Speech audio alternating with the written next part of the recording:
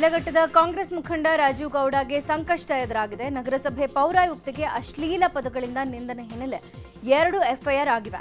ರಾಜೀವ್ ಗೌಡ ಬಂಧನಕ್ಕೆ 3 ತಂಡಗಳನ್ನು ರಚನೆ ಮಾಡಲಾಗಿದೆ. ಶಿಡ್ಲಘಟ್ಟದ ಪಿಐ ಆನಂದ್, ಚಿಂತಾಮಣಿ ಗ್ರಾಮಾಂತರ ಪಿಐ ಶಿವರಾಜ್, ಸೆನ್ ಪಿಐ ಸೂರ್ಯಪ್ರಕಾಶ್ ತಂಡ ರಚನೆ ಮಾಡಲಾಗಿದೆ. ರಾಜೀವ್ ಗೌಡ ಮನೆಗೆ ಹೋಗಿ ಹುಡುಕಾಡ್ತಾ ಇದ್ದಾರೆ.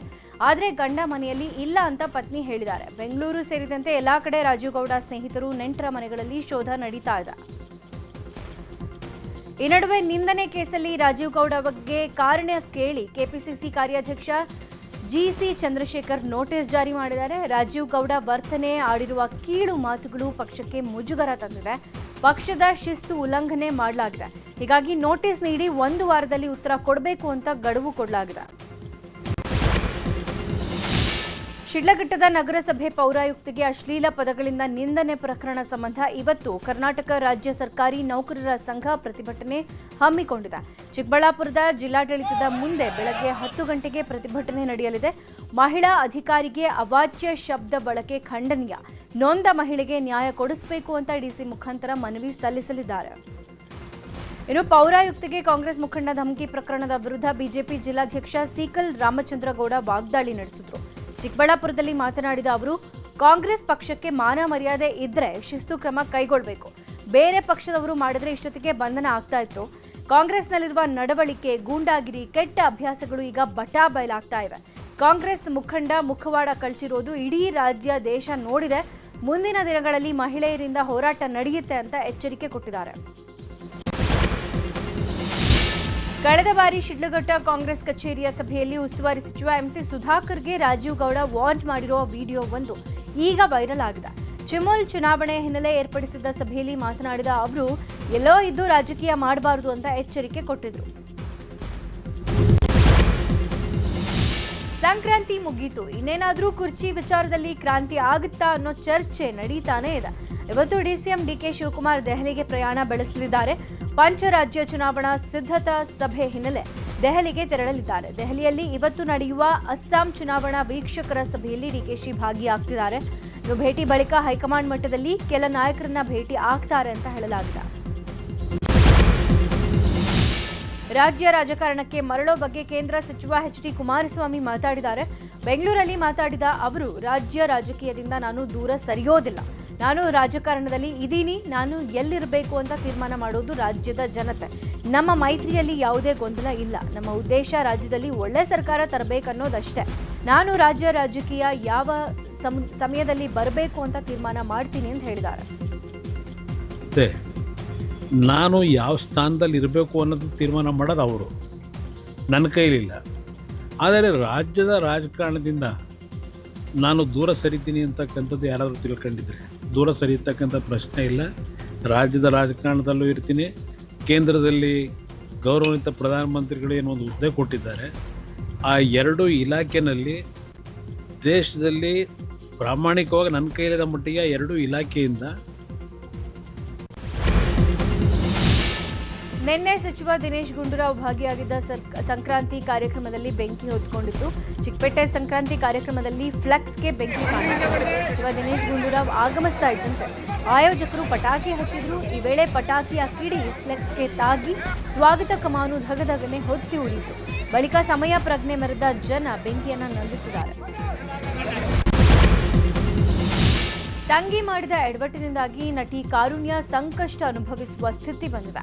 3 ವರ್ಷದ ಹಿಂದೆ ನಟಿ ಕಾರುಣ್ಯ ತಂಗಿ ಸಮೃದ್ಧಿ ಹಲವರಿಂದ ಸ್ಟುಡಿಯೋ ಮತ್ತು ಬಿಸ್ನೆಸ್ಗೆ ಅಂತ ಹೇಳಿ ಸುಮಾರು 25 ಲಕ್ಷ ಸಾಲ ಪಡೆದು ವಂಚನೆ ಮಾಡಿದ್ರು. ಆನ್ಲೈನ್ ಬೆಟ್ಟಿಂಗ್ ಗೀಳಿಗೆ ಬಿದ್ದಿದ್ದ ಸಮೃದ್ಧಿ ಮನೆಯಲ್ಲಿದ್ದ ಚಿನ್ನಾಭರಣವನ್ನು ಕದ್ದು ಮಾರಿದ್ರಂತೆ. ಈ ಬಗ್ಗೆ ನಟಿ ಕಾರುಣ್ಯ ರಾಮ್ ವಿಡಿಯೋ ಮಾಡಿ ರಿಲೀಸ್ ಮಾಡಿದ್ದಾರೆ. ಬೆಟ್ಟಿಂಗ್ ಆ್ಯಪ್ನಿಂದ ಅದೆಷ್ಟೋ ಫ್ಯಾಮಿಲಿಗಳು ಬೀದಿಗೆ ಬಂದಿವೆ. ಅಂತ ಫ್ಯಾಮಿಲಿಗಳಲ್ಲಿ ನಮ್ಮ ಫ್ಯಾಮಿಲಿ ಕೂಡ ಒಂದು. ಸಹವಾಸ ದೋಷದಿಂದ ನನ್ನ ತಂಗಿ ಹಾಳಾಗಿದ್ದಾಳೆ ಅಂತ ಹೇಳಿದ್ದಾರೆ. ಇನ್ನು ಸಾಲಗಾರರ ಕಾಟದ ಬಗ್ಗೆ ಪೊಲೀಸ್ ಕಮಿಷನರ್ಗೆ ದೂರು ನೀಡಿದ್ದಾರೆ. ಈ ನಡುವೆ ಕಾರುಣ್ಯ ರಾಮ್ ಸಹೋದರಿ ಸಮೃದ್ಧಿ ವಿರುದ್ಧ ಆರ್ಆರ್ ನಗರ ಠಾಣೆಗೆ ಪ್ರತಿಭಾ ಅನ್ನೋರು ದೂರು ಕೊಟ್ಟಿದ್ದಾರೆ. ನಾನು ಡಿಸೆಂಬರ್ನಲ್ಲಿ ಆಕೆಯ ವಿರುದ್ಧ ದೂರನ್ನ ಕೊಟ್ಟಿದ್ದೆ. ನಾನು ಮತ್ತು ಸಮೃದ್ಧಿ ರಾಮ್ ಇಬ್ರು ಕ್ಲಾಸ್ಮೇಟ್ಸ್. ಇಬ್ರು ಸ್ನೇಹಿತರಾಗಿರೋ ಕಾರಣ 3 ಲಕ್ಷ ಹಣ ಕೇಳಿದಾಗ ಕೊಟ್ಟಿದ್ದೆ. ನಂತರ ಕೇಳಿದ್ರೆ ವಾಪಸ್ ಕೊಟ್ಟಿರಲಿಲ್ಲ. ಸಂಪರ್ಕಕ್ಕೂ ಸಿಗ್ತಾ ಇಲ್ಲ. ಕಾರುಣ್ಯ ರಾಮ್ ಹಾಗೂ ಸಮೃದ್ಧಿ ಇಬ್ರು ಒಂದೇ ಮನೆಯಲ್ಲಿ ಇರ್ತಾ ಇದ್ರು. ಸಮೃದ್ಧಿ ಕಾಂಟ್ಯಾಕ್ಟ್ಗೆ ಸಿಗದ ಕಾರಣ ಕಾರುಣ್ಯ ರಾಮ್ ಹೆಸರನ್ನ ಬಳಸಿದ್ದೀನಿ ಅಂತ ಪ್ರತಿಭಾ ಹೇಳಿದ್ದಾರೆ. ಕೋಲಾರದಲ್ಲಿ ಹಾಲು ಕಲಬೆರಕೆ ದಂಧೆ ನಡೀತಾ ಇರುವುದು ಪತ್ತೆಯಾಗಿದೆ. ಕೆಜಿಎಫ್ ತಾಲೂಕಿನ ಬಳ್ಳಗೆರೆ ಗ್ರಾಮದಲ್ಲಿ ಶಾಲೆ ಅಂಗನವಾಡಿಗೆ ಪೂರೈಸೋ ಹಾಲಿಗೆ ಪಾಮ್ ಆಯಿಲ್ ಬಳಸ್ತಾ ಇದ್ದಾರೆ. ಈ ಸಂಬಂಧ ಆಂಧ್ರ ಮೂಲದ 8 ಜನರನ್ನ ಬಂಧಿಸಲಾಗಿದೆ. ಅಂಡ್ರಸನ್ ಪೇಟೆ ಪೊಲೀಸರು ಆಹಾರ ಸುರಕ್ಷತಾ ಅಧಿಕಾರಿಗಳು ನಿನ್ನೆ ದಾಳಿ ನಡೆಸಿದ್ರು.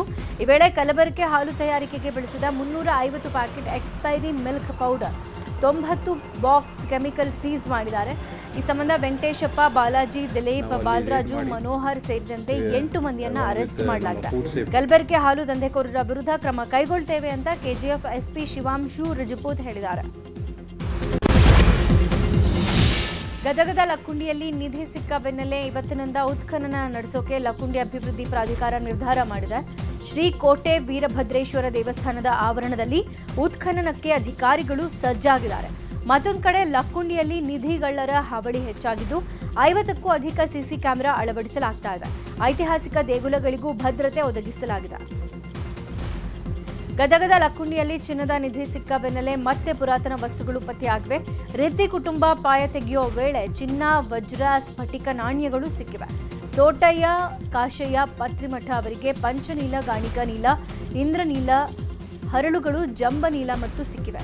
91 ವರ್ಷದ ತೋಟಯ್ಯ ಅವರ ಕಾಯಕವೇ ನಿಧಿ ಸಂಗ್ರಹಣೆ ಮಾಡೋದಾಗಿದೆ.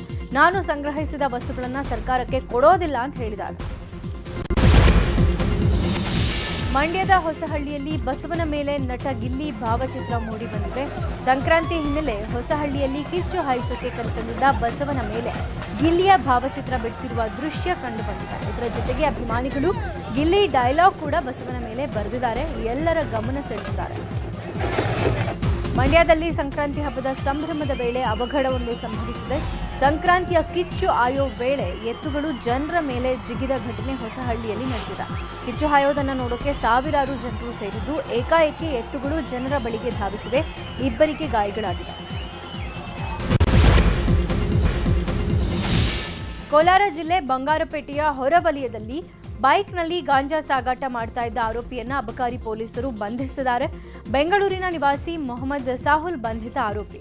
ಈತನಿಂದ 10 ಕೆಜಿ ಒಣ ಗಾಂಜಾ ಹಾಗೂ ಬೈಕ್ ವಶಕ್ಕೆ ಪಡೆಯಲಾಗಿದೆ. ಚಿತ್ರದುರ್ಗ ಜಿಲ್ಲೆ ಚಳ್ಳಕೆರೆ ತಾಲೂಕಿನ ಥಳಕು ಗ್ರಾಮದಲ್ಲಿ ಸರಣಿ ಕಳ್ಳತನ ಮಾಡಿದ ಆರೋಪಿಯ ಬಂಧನ ಆಗಿದೆ. ಸಿಪಿಐ ಹನುಮಂತಪ್ಪ, ಪಿಎಸ್ಐ ಶಿವಕುಮಾರ್ ನೇತೃತ್ವದಲ್ಲಿ ಕಾರ್ಯಾಚರಣೆ ನಡೆಸಿದ್ದು ಆರೋಪಿಯನ್ನ ಬಂಧಿಸಲಾಗಿದೆ. ಬಾಲರಾಜ್ ಅಲಿಯಾಸ್ ಪಂಡ್ರಹಳ್ಳಿ ಬಾಲುನನ್ನ ಅರೆಸ್ಟ್ ಮಾಡಿದ್ದು 5,000 ನಗದು ಹಾಗೂ 13,000 ಮೌಲ್ಯದ ಗುಟ್ಕಾ ವಶಕ್ಕೆ ಪಡೆಯಲಾಗಿದೆ. ಕಬ್ಬು ಸಾಗಿಸ್ತಾ ಇದ್ದ ಟ್ರಾಕ್ಟರ್ಗೆ ಹೈ ಟೆನ್ಷನ್ ವಿದ್ಯುತ್ ಲೈನ್ ಸ್ಪರ್ಶಿಸಿರುವ ಘಟನೆ ಬೆಳಗಾವಿ ಜಿಲ್ಲೆಯ ಹುಕ್ಕೇರಿ ಪಟ್ಟಣದಲ್ಲಿ ನಡೆದಿದೆ. ಟ್ರಾಕ್ಟರ್ಗೆ ಬೆಂಕಿ ತಗುಲಿದ್ದು ಗೋಪಾಲ ಹಾದಿಮನಿ ಅನ್ನುವವ ಗಾಯಗೊಂಡಿದ್ದಾರೆ. ಅಪಾರ ಪ್ರಮಾಣದ ಕಬ್ಬು ಬೆಳೆ ಸಂಪೂರ್ಣ ಸುಟ್ಟು ಕರಕಲಾಗಿದೆ. ಈ ನಡುವೆ ಆಕಸ್ಮಿಕ ಅಗ್ನಿ ಅವಘಡದಿಂದಾಗಿ ಶೀಟ್ ಮನೆ ಸಂಪೂರ್ಣ ಸುಟ್ಟು ಕರಕಲಾದ ಘಟನೆ ವಿಜಯಪುರ ತಾಲೂಕಿನ ಅಲಿಯಾಬಾದ್ ಬಳಿಯ ಪಾಂಗ್ರೂನ್ ತಾಂಡಾ ಬಳಿ ನಡೆದಿದೆ. ತುಕಾರಾಮ್ ಚೌಹಾಣ್ ಅನ್ನುವವರಿಗೆ ಸೇರಿದ ಮನೆ ಬೆಂಕಿಗಾಹುತಿಯಾಗಿದ್ದು ಮನೆಯಲ್ಲಿದ್ದ 5 ಲಕ್ಷ ರೂಪಾಯಿ ನಗದು ಹಾಗೂ ದಿನಸಿ ವಸ್ತುಗಳು ಕೂಡ ಸುಟ್ಟು ಕರಕಲಾಗಿವೆ.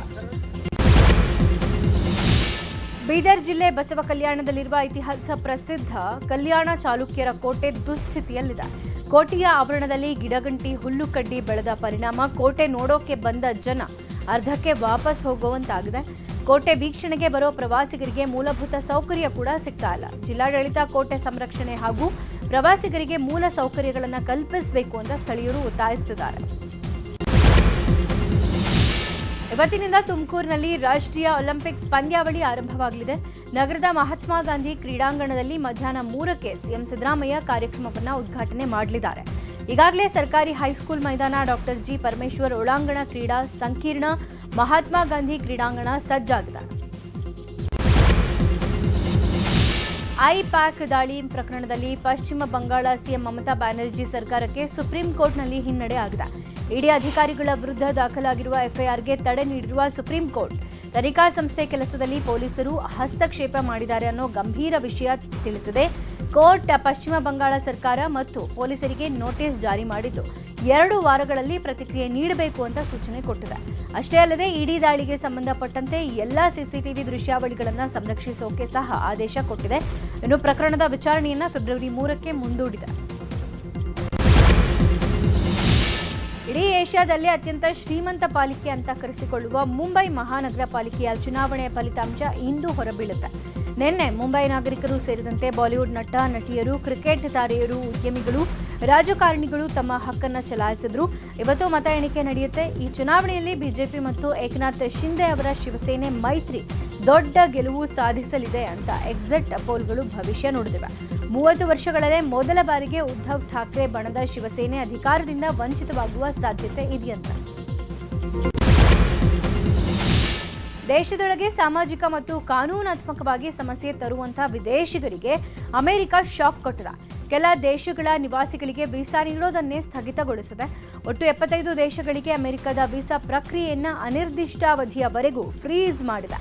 ಈ 75 ದೇಶಗಳ ಪೈಕಿ ಪಾಕಿಸ್ತಾನ, ಬಾಂಗ್ಲಾ ಕೂಡ ಸೇರಿವೆ. ಪಾಕಿಸ್ತಾನದೊಂದಿಗೆ ಅಮೆರಿಕದ ಸಂಬಂಧಕ್ಕೆ ಹೊಸ ಪುಷ್ಟಿ ಸಿಕ್ಕಿರುವ ಹೊತ್ತಲ್ಲೇ ಈ ಕ್ರಮ ಕುತೂಹಲ ಕೆರಳಿಸಿದೆ. ಗ್ರೀನ್ಲ್ಯಾಂಡ್ ಮೇಲೆ ಅಮೆರಿಕ ಅಧ್ಯಕ್ಷ ಟ್ರಂಪ್ ಕಣ್ಣಿಟ್ಟಿದ್ದು, ಇದು ಯುರೋಪ್ ರಾಷ್ಟ್ರಗಳ ಆಕ್ರೋಶಕ್ಕೆ ಕಾರಣವಾಗಿದೆ. ಈ ಮಧ್ಯೆ ನ್ಯಾಟೋ ಮಿಲಿಟರಿ ಕೂಟದ ಭಾಗವಾಗಿರುವ ಫ್ರಾನ್ಸ್, ಜರ್ಮನಿ ಸೇರಿದಂತೆ ಇತರೆ ಯುರೋಪಿಯನ್ ದೇಶಗಳು ಗ್ರೀನ್ಲ್ಯಾಂಡ್ ರಕ್ಷಣೆಗಾಗಿ ತಮ್ಮ ಸೇನೆಯನ್ನ ಕಳುಹಿಸಿಕೊಟ್ಟಿವೆ. ಈ ಮೂಲಕ ಗ್ರೀನ್ಲ್ಯಾಂಡ್ ವಶದ ಅಮೆರಿಕದ ಯತ್ನಕ್ಕೆ ಸೆಡ್ಡು ಹೊಡೆಯೋ ಯತ್ನ ಮಾಡಿವೆ. ವಿಶ್ವದ ದೊಡ್ಡ ದ್ವೀಪವಾಗಿರುವ ಗ್ರೀನ್ಲ್ಯಾಂಡ್ ಡೆನ್ಮಾರ್ಕ್ನ ಸ್ವಾಯತ್ತ ಪ್ರದೇಶವಾಗಿದೆ. ರಷ್ಯಾ, ಚೈನಾ ದೇಶಗಳು ಅಮೆರಿಕದ ಮೇಲೆ ದಾಳಿ ಮಾಡೋಕೆ ಇದು ಸುಲಭ ಮಾರ್ಗ. ಹೀಗಾಗಿ ಗ್ರೀನ್ಲ್ಯಾಂಡ್ ಅನ್ನ ವಶಕ್ಕೆ ಪಡೆದು ವಾಯುರಕ್ಷಣೆ ವ್ಯವಸ್ಥೆ ನಿಯೋಜನೆಗೆ ಅಮೆರಿಕ ಪ್ಲಾನ್ ಮಾಡಿಕೊಂಡಿತು. ಇದಕ್ಕೆ ನ್ಯಾಟೋ ಸೆಡ್ಡು ಹೊಡೆದಿದೆ.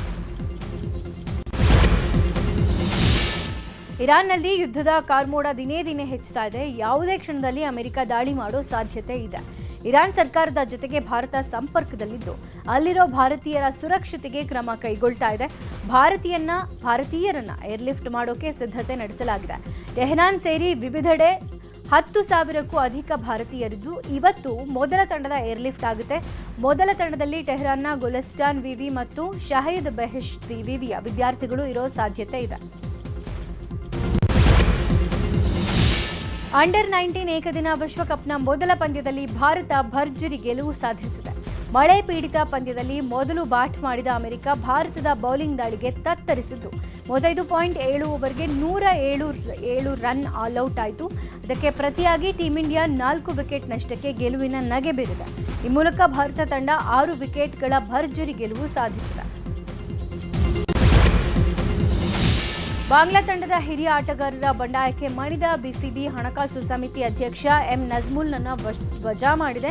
ನಜ್ಮುಲ್ ಆಟಗಾರರ ವಿರುದ್ಧ ಆಕ್ಷೇಪಾರ್ಹ ಹೇಳಿಕೆ ಕೊಟ್ಟಿದ್ದು, ನಜ್ಮುಲ್ ವಜಾ ಮಾಡಬೇಕು ಅಂತ ಆಟಗಾರರು ಪಟ್ಟು ಹಿಡಿದಿದ್ದು, ನಿನ್ನೆ ನಡೀಬೇಕಾಗಿದ್ದ ಬಾಂಗ್ಲಾ ಪ್ರೀಮಿಯರ್ ಲೀಗ್ನ ಪಂದ್ಯಗಳ ಕೂಡ ರದ್ದು ಆಗಿದ್ದು, ಸದ್ಯ ಹಣಕಾಸು ಸಮಿತಿ ಅಧ್ಯಕ್ಷರೇ ಹಂಗಾಮಿ ಮುಖ್ಯಸ್ಥರಾಗಿ ಕಾರ್ಯನಿರ್ವಹಿಸಲಿದ್ದಾರೆ.